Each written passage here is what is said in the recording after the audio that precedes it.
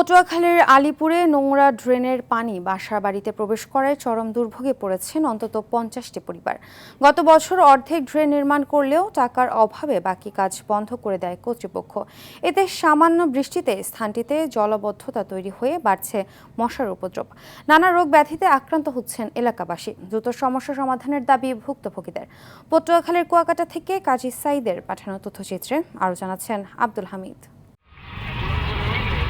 পটুয়াখালীর আলীপুরের 3 পয়েন্ট থেকে খাপড়াভাঙ্গা নদী পর্যন্ত মহাসড়কের পাশ ধরে পানি নিষ্কাশনের জন্য একটি ড্রেন নির্মাণের উদ্যোগ নেওয়া হয় গত বছর।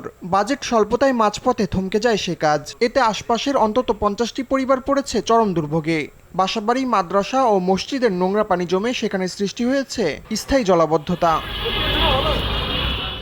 মশার উপদ্রব বাড়ায় অনেকেই আক্রান্ত হচ্ছেন ডেঙ্গু, চিকুনগুনিয়া, চর্মরোগ সহ নানা ব্যাধিতে।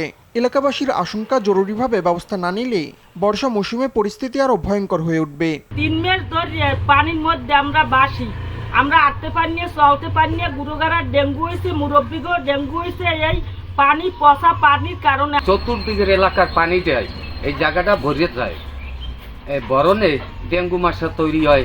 50টা ফ্যামিলির মতো আছে, যে জনদুর্ভোগে আছি, জলবদ্ধ হয়ে রয়েছে দীর্ঘ 3 মাস যাবত।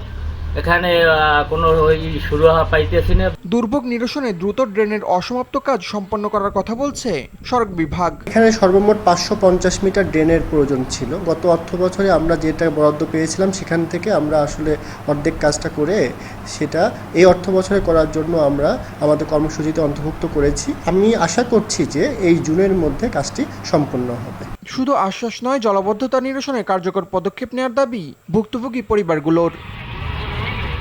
আব্দুল হামিদ, RTV।